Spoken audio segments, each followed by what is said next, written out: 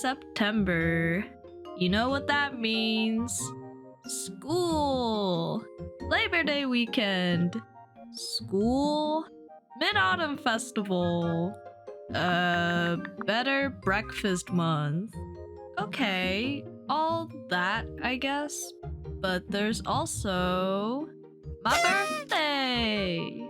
And since it's Carrie's birthday month, that means I get to pick the movie. Carrie, it's your channel. You always get to pick. Shh. It's my birthday month, so let me talk about a movie I love, okay? Red Shoes and the Seven Dwarfs, not to be confused with Snow White and the Seven Clever Boys, is a South Korean animated movie by Locust Animation. It's a reimagining of the Brother Grimm's fairy tale Snow White, but the name Red Shoes comes from the fairy tale The Red Shoes by Hans Christian Andersen. I'm telling you, after reading the synopsis of The Red Shoes, the movie has nothing to do with the original other than the name, her shoes being red, and the fact that it's a fairy tale movie, I guess. I mean, seriously, have you read it? The girl dies in the end because her heart becomes so filled with peace and joy that it bursts. I mean, I also love this Gojo figure, but I sincerely hope my heart doesn't do that when it arrives. Anyways, I love Red Shoes and the Seven Dwarfs. You've probably heard of this movie from its awful promotional campaign. Yeah, way to promote a good movie, guys. But I'm telling you, it's one of those really cute movies you can just put on and enjoy with some nice tea and snacks. A hidden gem, if you will. Okay, but why am I still here chucking buzzwords at you when we can sit down and have a good time? Grab some tea and donuts as we take a look at Red Shoes and the Seven Dwarfs. Like any good fairy tale movie, our story starts with a prologue narration from one of our main characters, Prince Merlin, voiced by Sam Claflin. Listen, cute character in blue. Cute character in blue. With their red counterpart? I'm sad. They got me. We're only 1 minute into the movie and they got me. Anyways, Prince Merlin is a part of the Fearless Seven, more commonly known as F7 because we're going for that nice K-pop boy band aesthetic here. Or should I say K-pop prince band aesthetic? Cause they're princes. So during their most recent save, the F7 mistook the fairy princess as a witch and beat the living crap out of her. As one does, I guess. As a punishment for their shallowness, the princess cursed them to look like green dwarfs when anyone looks at them, and the only way to break the spell is a kiss from the most beautiful woman in the world. Honestly, this could have been a fairly standard storybook prologue, but I just think it's hilarious that Merlin is the one telling you this because he sounds so salty about this whole scenario. I love him so much. He's giving Best Disney Princess Kuzco here. After a cool title drop and a time jump of 1 year, we cut to a castle where we meet Queen Regina, an evil witch who can stay beautiful thanks to an apple tree that grows magical pairs of red shoes. Uh-oh, head down. Oh, pull yourself together. Okay, movie. Maybe just get a few more takes from her. Also, she looks a lot like Mother Gothel. Later that night, we see our other main characters, Snow White, voiced by Chloe Grace Moretz, sneak into the castle in search of her father's hidden diary.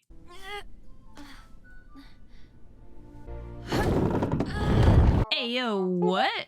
Honestly, that's such a fun subversion of expectations, because in another movie, this could have easily been a "the joke here is she's fat" moment, but no, the movie's like, oh, she can't get behind a cabinet? Just lift the 4-ton cabinet, duh.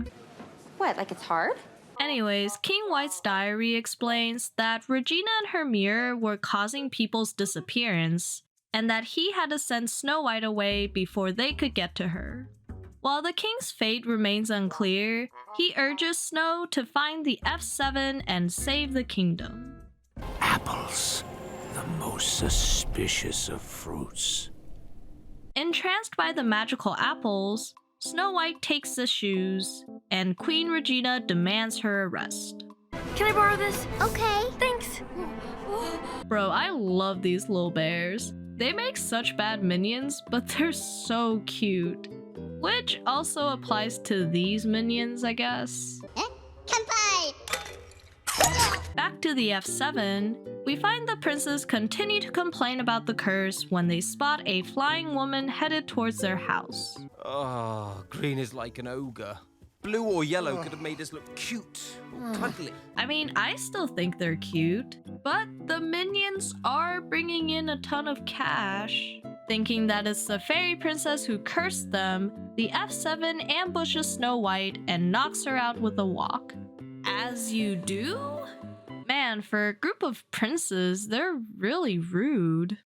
After learning that the mysterious princess isn't a big fan of the F7, You seem like a Prince Arthur fan to me. Honestly, none of them are really my type. the princes introduce themselves as dwarfs who just so happen to share the names of the F7 in hopes that they get a higher chance of winning over the most beautiful woman in the world. On the other hand, Snow White introduces herself as Princess Red Shoes, seeing that her new appearance is finally getting her the help she needs. Leave it to me. I'll find your father within the month. I can do it in 1 week. 4 days. Pray, John, do it. 1.5. I already found your father like 2 weeks ago. Really? Meanwhile, the queen listens to her magic mirror Magic is just my first name. It's short for Magichard. Like Richard. and tricks the selfish Prince Average It's pronounced Average. into kidnapping Red Shoes for his birthday party. If you're here for the We Love Our Peasants Screw giveaway, that promotion is ended. And I know this is like a lot of information and exposition, but can you believe that this all happened in 15 minutes? And the best part is that it doesn't feel that heavy-handed. I mean, sure, the diary feels a bit info-dumpy, But she was too beautiful to be a witch. I have married Regina. and there are a lot of fades.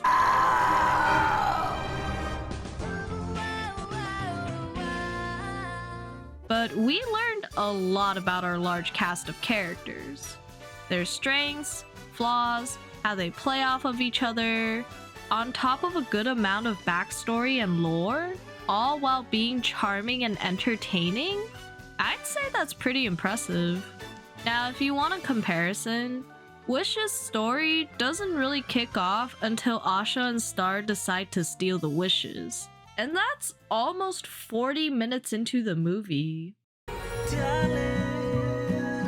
Later that night, Snow gets in trouble when she follows a giant wooden bunny into the forest thinking it's her dad, while the F7 competes for a kiss from Red Shoes.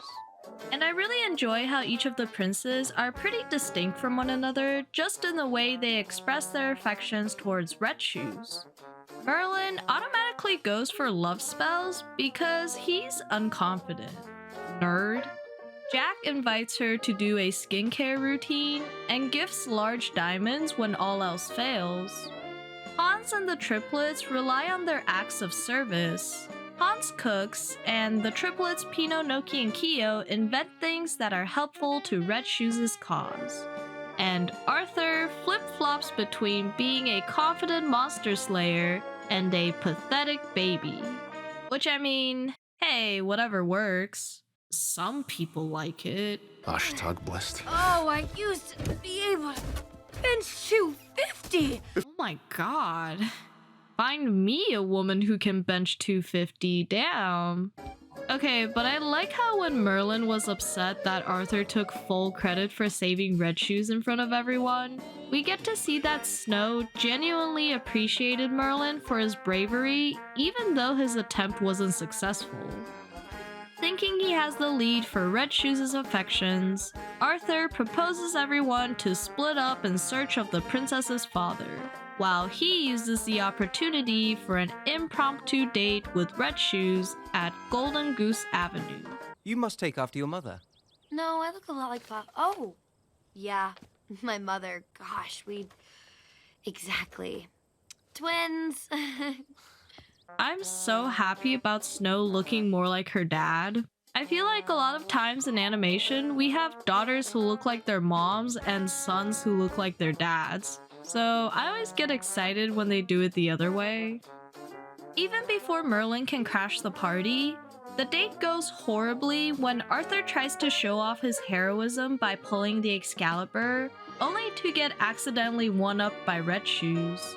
This got Arthur into his pathetic baby mode, leaving Red Shoes alone at the avenue.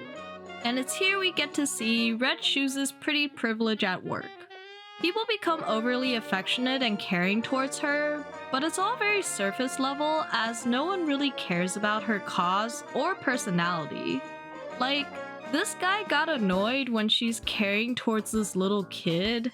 My guy, how mean-spirited can you get when a woman helping a kid gets you aggro? I was thinking, what if I just like pull out the Excalibur for you? Our secret. Really? We have a secret now? I think Arthur's type is a girl who's stronger than him. He just doesn't know it yet. Anyways, the date gets interrupted when Snow finds wanted posters of Red Shoes all over the place, and sheds her disguise to avoid capture. However, this leads to another problem as she gets picked on by some knights in an alley.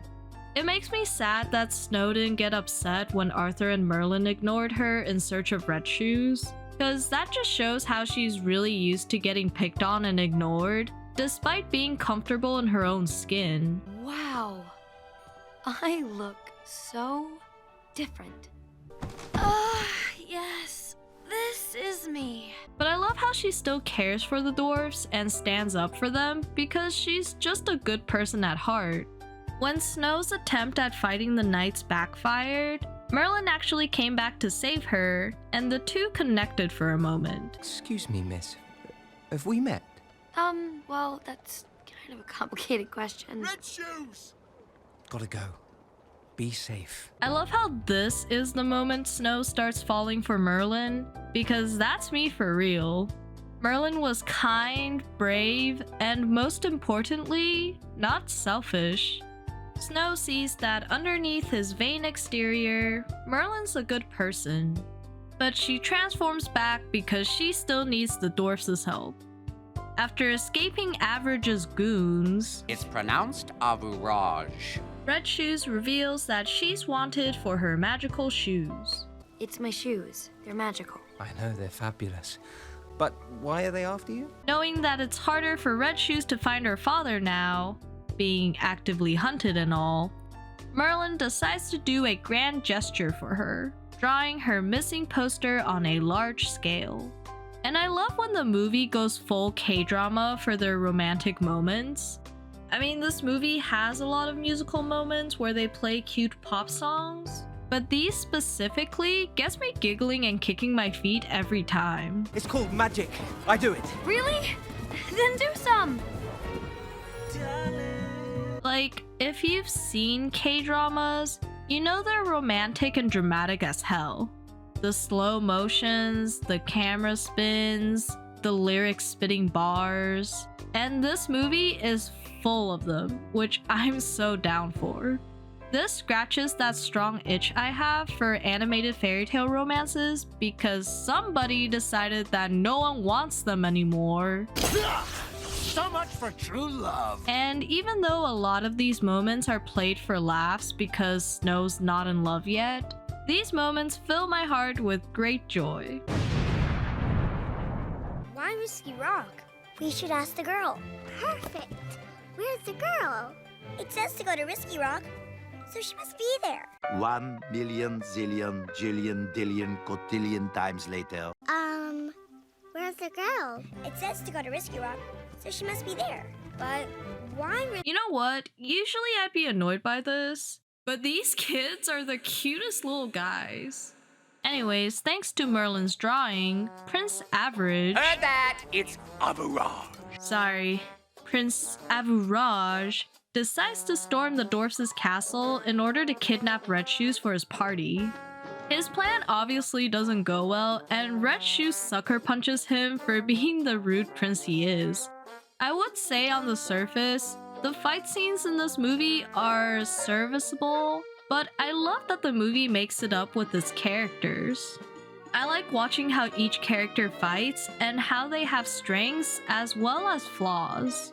For example, Jax's fighting style is very sneaky thanks to his invisibility cape, but he insists on fighting head-on when Snow learned the hard way that hiding and running should be the way to go when you're outnumbered. Or how Merlin deals with a finite amount of talismans by thinking on his feet and being a more resourceful fighter. After a fun Buster Keaton gag, Aviraj admits defeat. Sort of. I shall return! On Tuesday. No, wait, let me check my calendar. Thursday. I shall return Thursday! And returns to his castle empty-handed. Disappointed by his incompetence, Regina offers him and his goons apples. The most suspicious of fruits. Okay, is that like a saying in the fairy tale world? Is that what they say instead of a doctor a day keeps the apples away? Nope, scratch that. Reverse it. Meanwhile, we find Merlin and Red Shoes hanging out at the barn, where we see him try to win over her love with his alter ego of good looks and popularity once again, while she tells him that she already likes him as he is. Now tell me, who am I to you? You're a gift. A gift that'll transform me into someone amazing. I'm gonna tell him. Don't you dare. We also find that Red Shoes couldn't remove her shoes, but we'll come back to that later. We get a fun bonding montage the next day as the gang fixes their castle, while Pino, Noki, and Kyo bring out their inventions that will help Snow find her father faster. I love how eager Merlin is here, and how he even gets jealous of the triplets over a hug. You already won, my guy. You just didn't hear her. Oh my god. Whatever, look at how scrungy he is. I love him so much.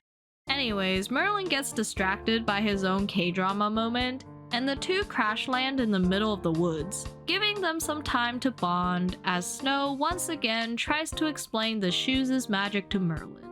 And there's a lot to love about this scene.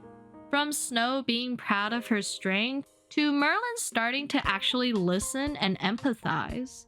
To an extent. I don't care about your height or what color you are. I mean, that's the way you feel about me, right? Yes, of course. I mean, duh. And everything comes together when the two finally kiss in one of the most beautiful shots I've ever seen. Oh my god. Okay, but look at him hesitating before the kiss. Like, my boy is genuinely nervous here. Oh, it's such a good day to break a curse. However, Red's kiss doesn't break the curse because, surprise, surprise, Merlin doesn't see Snow White as the most beautiful woman in the world. And his genuine disappointment after the kiss starts to worry Red a little. You just got Merlin! I mean, by now, you can tell that Merlin has affections towards Snow, but his vanity continues to keep him from forming a genuine connection with her. And even though Snow confessed her feelings towards him, Merlin still doesn't believe that a person can be loved based on their inner beauty. Appearances aren't everything. A conventionally attractive guy with a rotten personality is still a rotten person. No one's gonna find you hot if you suck. Fiction doesn't apply, obviously. Also, Merlin, I know you don't think that Red Shoes would ever love you if you're green. But Princess Fiona fell for Shrek, and you don't look that different from him. You're like that one guy who would only pull out conventionally attractive women as their hear me outs. Like, okay, what am I supposed to hear? That you're weak? Back to the movie. Before he could explain further, the two were ambushed by 3 wood bear monsters, who turns out to be Prince Average and goons. I really like how the monster kept his little hair swoop there. The old me would have nailed that! Merlin, you're a magic user. It's a skill issue at this point. So Merlin manages to convince Red Shoes to keep her eyes off of him and hide. And it's here we get one of the coolest scenes in the movie, because it's a fight scene with Merlin at his best. You get to see his ingenuity by the way he moves around large enemies and uses his talismans. Not to mention looking so pretty while doing it. For a small studio's first movie, I'm honestly really impressed by how beautiful this animation looks. Thanks to their character design supervisor and animation director, Jin Kim. You've probably seen a lot of his character design work from Disney concept arts. I mean, his expression sheets have always been a huge inspiration to my drawings, and I had his Big Hero 6 / Studio Ghibli tribute as my phone wallpaper for the longest time. But yeah, it was really cool to learn that someone who worked at major animation studios also worked on this, because their experience and input really helped this project stand out from other smaller movies. You just got Merlin. Back to our movie, we find Merlin stuck underwater after defeating Prince Avuraj and goons. Desperate to save him, Snow manages to remove her shoes and lift the giant boulder, but reveals her true identity in the process. I'm gonna tell him. Don't you dare. Finding out that Red Shoes' dad is actually King White, Merlin asks Snow why she didn't return the shoes if she's being hunted for them. And this is when Snow finally confronts Merlin about his vanity. Listen, I can't get into all the details, but I'm under a curse too. You still don't get it, Merlin. I'm not talking about our curses.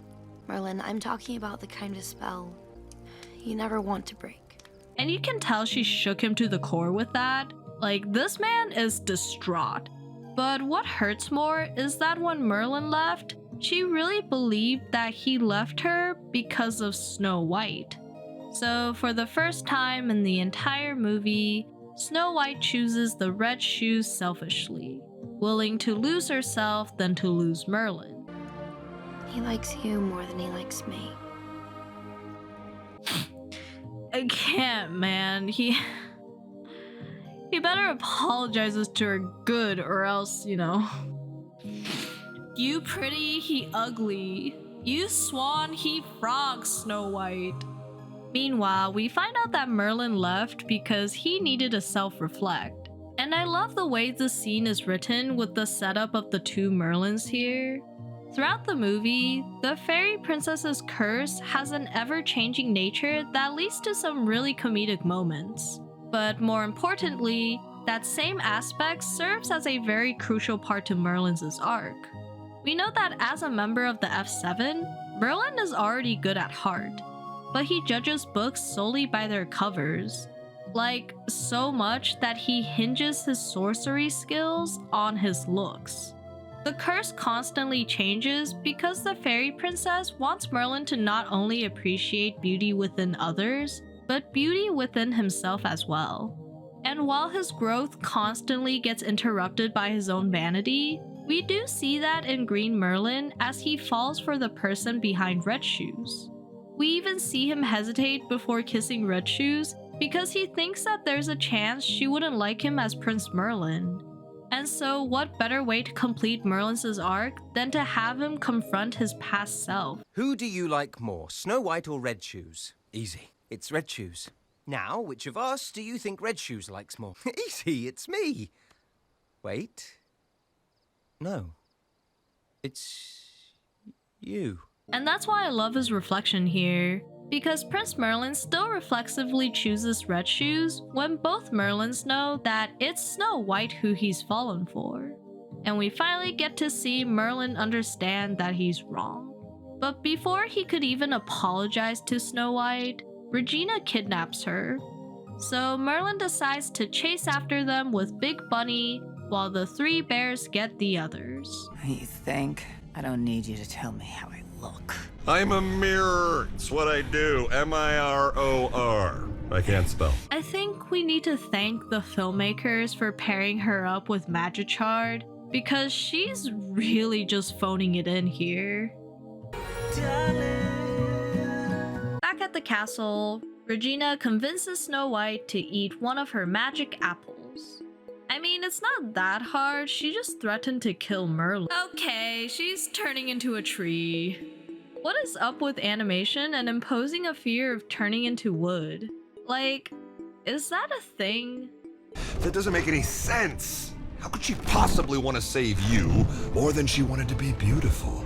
So Magichard explains that Regina uses her apples to turn people into magic apple trees, and that each tree can only produce one pair of magical red shoes.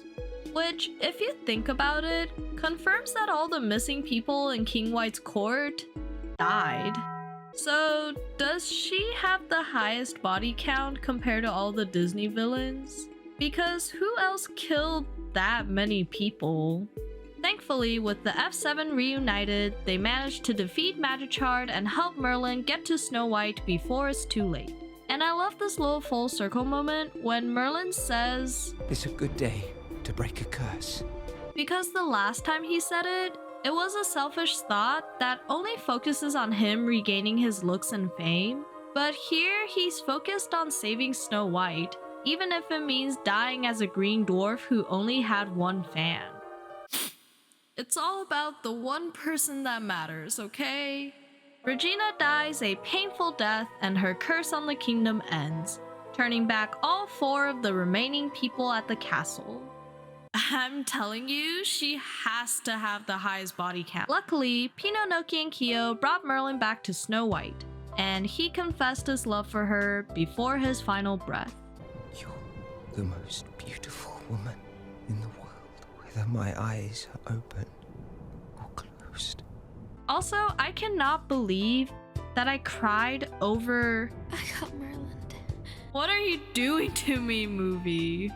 Anyway, Snow White offers him one last kiss and transforms him back to Prince Merlin. We then get a cute moment where Merlin is disappointed for transforming back because Snow White said he wasn't her type earlier, but he tells her that he's still the same Merlin on the inside, and that's all that really matters. Because now he knows that she'll love him no matter what he looks like, and so does he. The end. Any idea who that girl is? Okay, but I just need to talk about the credits here because it's actually so sweet. After Merlin and Snow's wedding, we get to see the other members of the F7 find their true loves who match their freak. Like, Arthur found the Little Red Riding Wolf, who's a stronger woman than he is. Jack found the Little Reverse Mermaid, who has the most beautiful pearls. And Hans found Sleeping Beauty, who appreciates his delicious cooking after a good nap. Even Pinocchio and Kyo found their ideal lap partners. And we get to see their kids! Look at Merlin and Snow's kid, look at him! I just know they're such good parents. Please, Locust Animation, we need a sequel to this ASAP. Red Shoes and the Seven Dwarfs is such a fun movie, and I love it. The animation is expressive, the characters are endearing, it's funny without sacrificing heart, and I think the K-drama style of incorporating songs give this movie a unique identity from its big studio fairy tale movie counterparts. I also love the movie's message of body positivity, not just because Snow White values her strength and has a healthy relationship with foods, but the movie shows us that your worth isn't based on your appearance, and that true beauty starts from within. Anyways, this movie is very cute, and I hope you'll give it a chance as well. I mean, you have to watch it for Merlin alone. Red Shoes and the Seven Dwarfs is a 10 out of 10 in my heart. And that's it for Carrie's birthday month celebration. Hope you like the donuts. Now leave your presents by the door or you can't leave. Hi! Thank you so much for watching. As of recording, we're about to hit 29k subs. Your love and support is amazing, and I cannot believe how big our club has gotten over the past few months. Anyways, did you watch Red Shoes and the Seven Dwarfs? Did you like it as much as I did? Let me know in the comments. But yeah, the next movie is Inside Out 2, so I'll see you then. Bye!